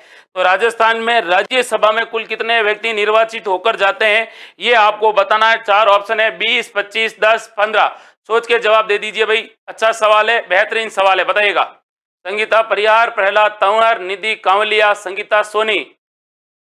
यह क्लास दिल्ली आती है, बिल्कुल दिल्ली आती है, 9 बजते ही शुरू हो जाती है। ठीक है, हाँ बताओ भाई, इसका राइट आंसर है। अच्छा सवाल है, फटाफट आंसर बताओ, किसी का गलत जाना ही नहीं चाहिए। अभी मैंने बताया था सोनिया लवा, संगीता परिहार, निधि कंवलिया। तो देखो भाई, इसका राइट आंसर है, राजस्थान में कितनी है भाई, राज्यसभा की सीटें कितनी है? अरे राजस्थान में राज्यसभा की सीटें हैं 10। कितनी है? 10। ये 15, ये 25, कितनी है? 10। और लोकसभा की कितनी है? 25। ये तो राज्यसभा की है। और लोकसभा की कितनी है भाई? 25 लोकसभा। और अगर आपसे सवाल पूछे संसद में राजस्थान के कुल कितने सदस्य जाते हैं, संसद का मतलब 35, राज्यसभा और लोकसभा दोनों को मिलाकर। अगला सवाल देखो, अगला सवाल है ये वाला। मृग संरक्षण के लिए कौन सी जाति प्रसिद्ध है? राजपूत, बिश्नोई, गुर्जर या इनमें से कोई नहीं? मृग यानी हिरण संरक्षण के लिए कौन सी जाति है वो प्रसिद्ध है, बताना है आपको। सोच के जवाब देना है, कुछ भी इसमें गलत आपको बताना नहीं है। अच्छे से सवाल पूछा है, सीधा सवाल पूछा है, एकदम सीधा सवाल पूछा है। और शायद मैं उम्मीद करता हूं कि ये सवाल आप में से सबका सबका क्या आए, एकदम सही आए। बताओ, इतना अच्छा सवाल पूछा है, बताइएगा, फिर मैं आपको बताता हूं। फिर आप कहोगे सर अच्छा ये बात थी क्या? हाँ बिल्कुल यही बात थी। बताओ। Very good, very good, very good.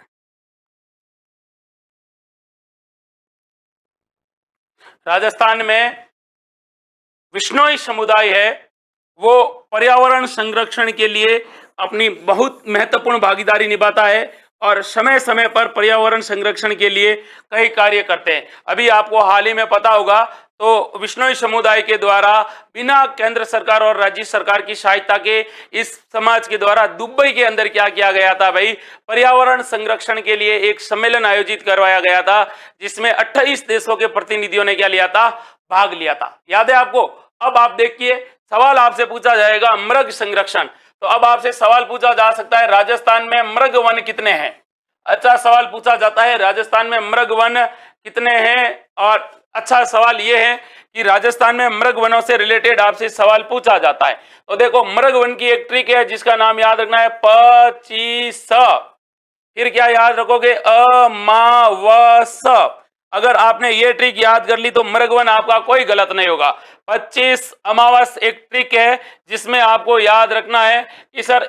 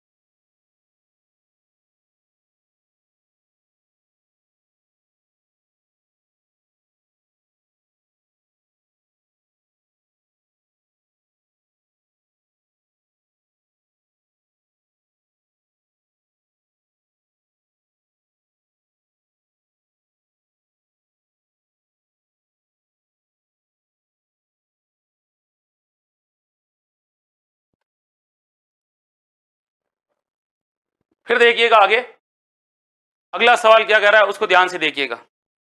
सवाल ये है, आपसे पूछा जा रहा है, वीडियो क्लास रुक गई बीच में, अब नहीं रुकेगी है ना। देखो ये आपको क्या रखना है भाई, याद रखना, क्लास रुक गई अब नहीं रुकेगी। कंटिन्यू देख रहा था तो ध्यान देखा नहीं। अब देखो आगे अगला सवाल क्या पूछा जाएगा, ध्यान पूर्वक देखिएगा। सवाल है ये वाला जो आपसे क्या पूछा है, किस जिले की सीमा उत्तर प्रदेश राज्य के साथ मिलती है। इनमें से कौन सा जिला है जिसकी सीमा किसके साथ मिल रही है भाई, उत्तर प्रदेश के साथ मिलती है, ये याद रखना है।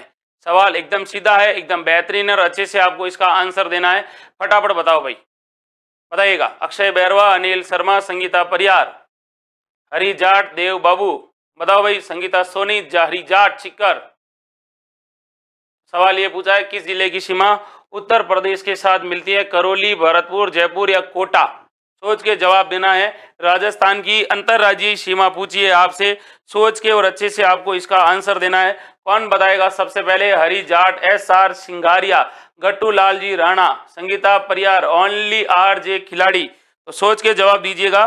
सवाल अच्छा पूछा है, बेहतरीन सवाल पूछा है। राजस्थान की सीमा पूछी है आपकी कि किस जिले के साथ कितनी सीमा लगती है, ये सोच के जवाब देना है।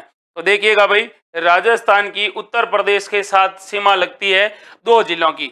जैसे आप यूं देखोगे राजस्थान का एक नक्शा देखोगे आप, तो ये देखो राजस्थान का नक्शा इस तरह से बनेगा। यहाँ पे एक जिला है धौलपुर और एक है भरतपुर। तो एक जिला है जो भरतपुर और दूसरा जिला है धौलपुर, जो किसके साथ सीमा बना रहा है, यूपी के साथ। और यूपी के साथ राजस्थान की जो सीमा लगती है वो 877 किलोमीटर लगती है। कितने किलोमीटर लगती है भाई, 877 किलोमीटर लगती है, ये याद रखना है। तो इसका राइट आंसर होगा वो होगा भरतपुर, जिसे राजस्थान का प्रवेश द्वार भी कहा जाता है। तो सीधा सवाल है, एकदम आगे बढ़ते हैं। और अगला सवाल देखिए, अगला सवाल है ये वाला। अगला सवाल क्या पूछ रहा है कि नक्की झील कहां पर स्थित है। एक झील है जिसके बारे में आपको जवाब देना है। झील का नाम है नक्की झील, और नक्की झील अपने राजस्थान में कहां पर स्थित है, सोच के जवाब देना है। जिन्होंने वीडियो को लाइक नहीं ठोका है फटाफट लाइक कर दीजिए। बताओ भाई, नक्की झील कहां पर स्थित है, अच्छे से सोच के जवाब देना है आपको, बताइएगा। रामदेव, SR सिंगारिया। राजस्थान की झीलों से रिलेटेड आपसे सवाल पूछा जा रहा है, और पूछा जा रहा है कि बताओ भाई, अपने राजस्थान में एक झील है जिसका नाम है कौन सी झील, नक्की झील। तो सोच के जवाब देना है, बिल्कुल गलत आंसर नहीं बताना है, सीधा आंसर बताना है। सबको पता है ये झील कहाँ पर स्थित है, बताइएगा। मीठे पानी की झील है, बहुत बढ़िया, वेरी गुड, लेकिन आंसर आपको ही बताना है। फिर मैं आपको बताता हूँ कि अपने राजस्थान में एक झील है जिसको क्या कहा जाता है भाई, वेरी गुड वेरी गुड। हाँ, देव बाबू कह रहे हैं कि सर नाखूनों से खोदा था, बिल्कुल। नक्की झील माउंट आबू के अंदर है। नक्की झील से रिलेटेड आपकी प्रतियोगी परीक्षाओं में क्या पूछा जाएगा, तो समुद्र तल से सबसे ऊंची झील कौन सी है भाई, तो सबसे समुद्र तल से सबसे ऊंची झील, सबसे ऊंची झील है। किद्वंतियों के अनुसार इसका निर्माण देवताओं ने किया था। तो किद्वंतियां हैं, ऐसी कहानियां हैं कि भाई इसका निर्माण देवताओं ने किया था एक ही रात में।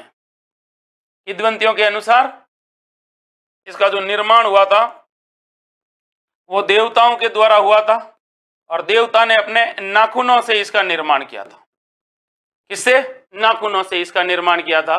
फिर आगे देखिएगा, अगला सवाल आपसे यही पूछा जाएगा कि बताओ भाई, ये जो झील है, इस झील के बारे में आपको ये याद रखना है कि यह गरासिया जनजाति की पवित्र झील।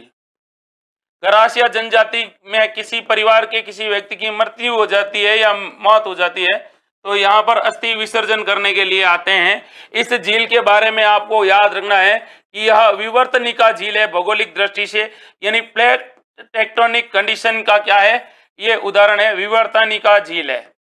ठीक, उसके बाद आपको याद रखना है कि सबसे गहरी झील है, ये सबसे गहरी झील है राजस्थान की, सबसे गहरी व सर्दियों में जमने वाली झील है। सर्दियों में इसके ऊपर क्या होती है भाई, बर्फ जम जाती है।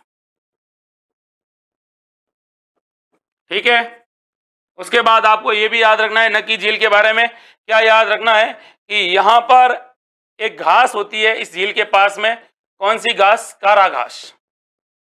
ठीक है, इसके अलावा आपको ये भी याद रखना है यहाँ पर एक पॉइंट है जिसका नाम है सनसेट पॉइंट।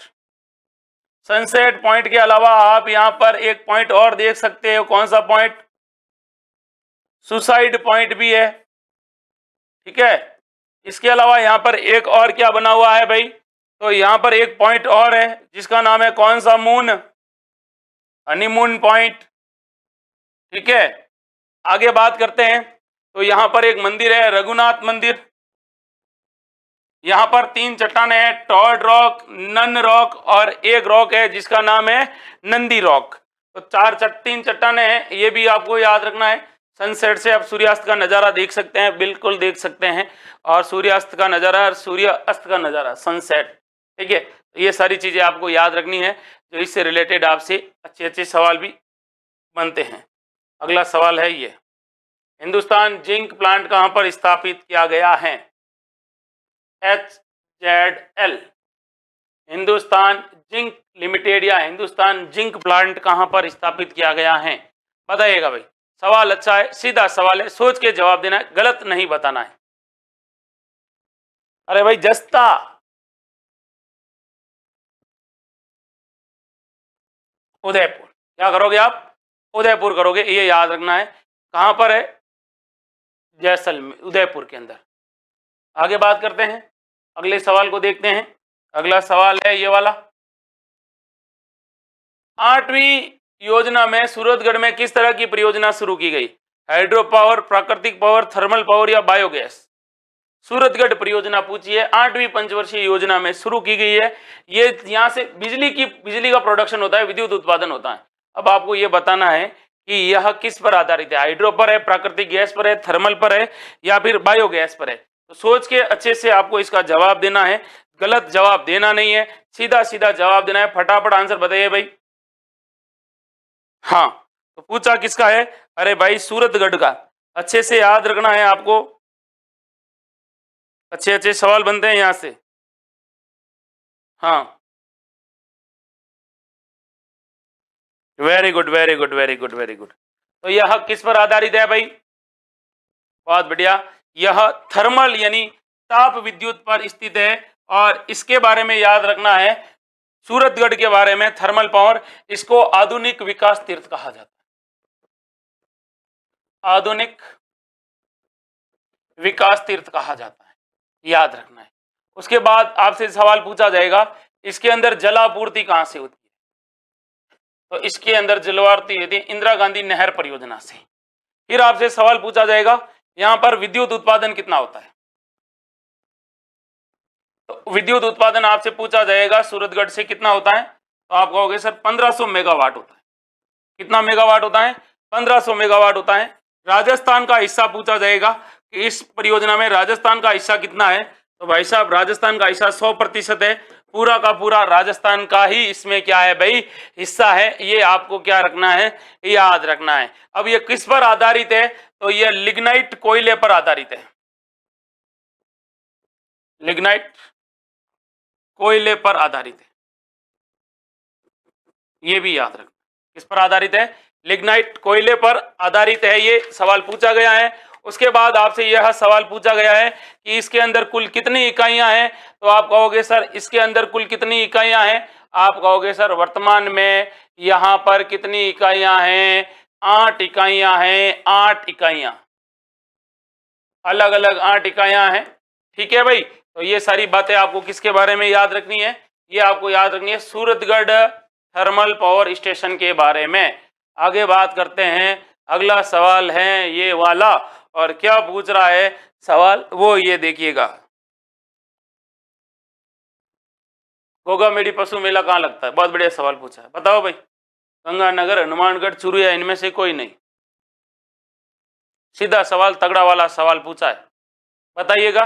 गोगामेडी पशु मेला, अब 6 इकाइयां हैं, 2 बंद हो चुकी है जिससे बिजली का उत्पादन होता नहीं है, बिल्कुल 6 चल रही है, 2 बंद है। निधि कवालिया, SR सिंगारिया, संगीता परियार, मुकेश कुमार बागोरा, बताओ भाई, देव बाबू, तो ऐसे सवाल है, गलत नहीं बताने, सीधे सीधे आंसर है जो आपको बताने हैं। मोना बिश्नोई, बताइएगा भाई।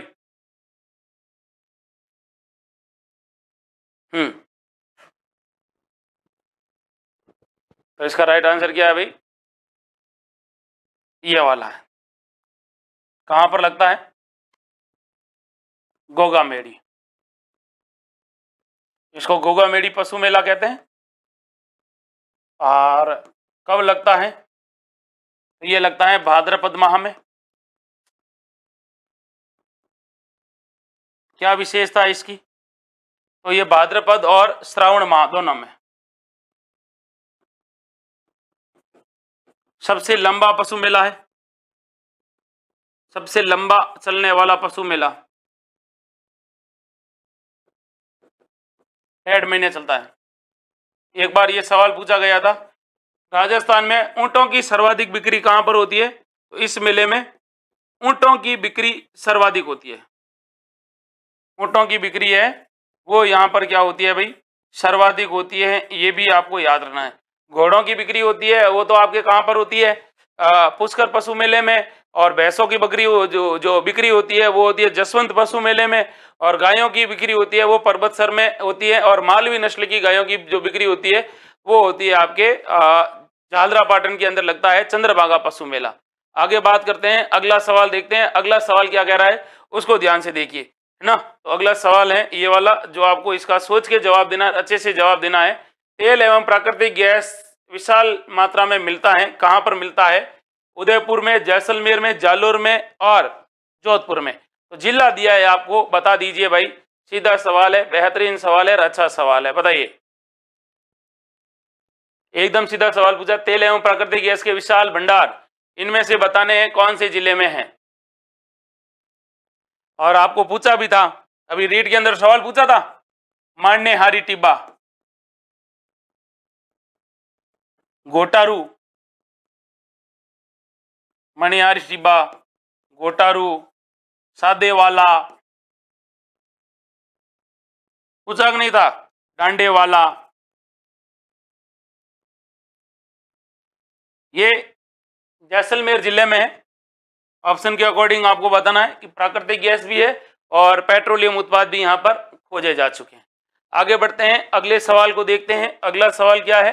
अगला सवाल है ये, ख्वाजा मोइनुद्दीन चिश्ती की दरगाह कहाँ पर स्थित है? आपको बताना है, सोच के बताना है, अच्छे से बताना है। ये तो सब बता सकते हैं, इजी सवाल है। और अभी देखो अपने वीडियो में लाइक 43 चल रहे हैं, पूरे 50 कर दो फटाफट। फिर आगे बढ़ते हैं। ख्वाजा मोइनुद्दीन चिश्ती की दरगाह कहाँ स्थित है? जयपुर, अजमेर, गंगानगर या इनमें से कोई नहीं? सोच के जवाब दो भाई। Very good. तो क्या राइट आंसर है इसका? अजमेर में। बहुत बढ़िया भाई, अजमेर में लगती है। कब लगती है भाई अजमेर में? तो अजमेर में लगता है रज्जब, 1 रज्जब से लेकर 9 रज्जब। रज्जब एक महीना है, 1 से लेकर 9 रज्जब। रज्जब एक महीना है, इस महीने में लगती है। इस मेले का उद्घाटन कौन करता है? तो इसका उद्घाटन करता है भीलवाड़ा का गौरी परिवार। भीलवाड़ा का कौन सा परिवार करता है भाई? गौरी परिवार करता है, झंडारोहण करता है। और इसे भारत का मक्का कहते हैं। भारत का क्या कहा जाता है? मक्का कहा जाता है। और सबसे सर्वाधिक अगर स्थानीय पर्यटक अगर कहीं पर आते हैं तो इसी में आते हैं, स्थानीय पर्यटक हैं या देसी पर्यटक हैं। इसके अलावा ये मोइनुद्दीन चिश्ती है वो किसके समय अजमेर आए थे? तो पृथ्वीराज चौहान तृतीय के समय यहाँ पर ये कहाँ आए थे? अजमेर आए थे। ये भी आपको याद रखना है। और आगे बात करें तो अभी यहाँ पर 811वां उर्स मनाया गया था। उर्स कहा जाता है मेले को, मुरीद कहा जाता है शिष्य को। ये भी आपको क्या रखना है? ये याद रखना है। फिर आगे बढ़ते हैं और अगले सवाल को देखते हैं। अगला सवाल है ये वाला, क्या पूछा है? सरगासुली स्थित है, कहां पर स्थित है? अजमेर, जोधपुर, करौली या जयपुर? सरगासुली कहां पर स्थित है? सोच के अच्छे से आपको इसका जवाब भी देना है। फटाफट आंसर बताइएगा भाई। अकबर जियारत करने के लिए आया था, 14 बार कैसे आया?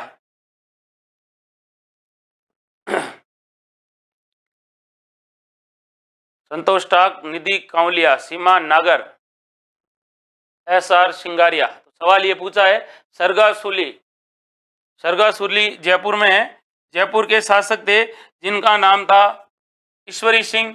ईश्वरी सिंह ने कहते हैं कि इसका निर्माण करवाया था जब इन्होंने राजमहल के युद्ध में अपने भाई को हराया था और राजमहल युद्ध को जीता था 1747 में। तो सरगासुली जयपुर के अंदर त्रिपोलिया बाजार के मध्य में इसका निर्माण करवाया था। सरगासुली एक स्तंभ है जो कितने मंजिला है भाई, 7 मंजिला एक इमारत है। और कहते हैं कि 1749 में ईश्वरी सिंह ने यहीं से कूदकर क्या की थी, आत्महत्या भी की थी। ये भी आपको याद रखना है। और मराठों के डर से आत्महत्या करने वाला राजपूताने का एकमात्र शासक कौन है, तो वो ईश्वरी सिंह है। ये भी याद रखना है। आगे बढ़ते हैं, अगले सवाल को देखते हैं। और अगला सवाल है जो आज का बेहतरीन सवाल है, इनमें से कौन से जिले में कोई रेल मार्ग नहीं है। फिलहाल इसके अंदर राइट आपको बताना है चित्तौड़गढ़, बांसवाड़ा, पाली या उदयपुर। बताइएगा भाई। अच्छा सवाल है, सीधा सवाल है, बताइएगा। हाँ भाई, निधि कांवलिया, अनिल शर्मा, SR सिंगारिया, निधि कांवलिया, संतोष टाक, ओनली RJ खराड़ी। तो फटाफट आंसर बताओ। अगर किसी को पता है तो आप कहोगे सर ये जिला है बांसवाड़ा। हालांकि अब इसमें भी रेलवे लाइन का काम चल रहा है, राजमल मीणा, संगीता परियार, निधि कांवलिया, याद रखना आपको बांसवाड़ा। ठीक है भाई। बाकी मैं आपको बता दूं कि अगर क्लास कम ज़्यादा कभी टाइम इधर उधर हो जाता है, हालांकि जो आपकी क्लास का टाइम है वो 9 बजे है, लेकिन अगर आपको 9 बजे तक क्लास प्रारंभ नहीं हो पाती है तो आप इस कॉल पर क्या कर सकते हैं भाई, मैसेज कर सकते हैं, व्हाट्सएप मैसेज कर सकते हैं, या आप मैसेज कर दीजिएगा और आप बता दीजिएगा सर क्लास कितने बजे शुरू होगी, तो बता दिया जाएगा। अगर आपको जीके से रिलेटेड कोई डाउट है तो आप डाउट भी आप पूछ सकते हो भाई, मैसेज कॉल मत करना, क्योंकि ये फ़ोन हमेशा मेरे पास रहता है और क्लास में होता है तब मैं फ़ोन रिसीव नहीं कर पाता हूँ। बाकी आपको मैसेज अच्छे से मिल जाएंगे और आपकी हर एक जो प्रश्न को लेकर जो डाउट है या कोई दिक्कत है तो वो आपकी क्या की जाएगी भाई, अच्छे से उसका समाधान होगा। बाकी मिलूंगा कल फिर नए जोश, नए जुनून और नए प्रश्नों के साथ। हारना नहीं है, क्योंकि मन के हारे हारे और मन के जीते जीत। हौसले के तरकश में कोशिश का वो तीर जिंदा रख। अगर हार जाए जिंदगी में सब कुछ तो फिर से उठकर जीतने की उम्मीद जिंदा रख। तो मिलूंगा कल फिर आप सबसे, तब तक के लिए आप सबको जय हिंद, जय भारत।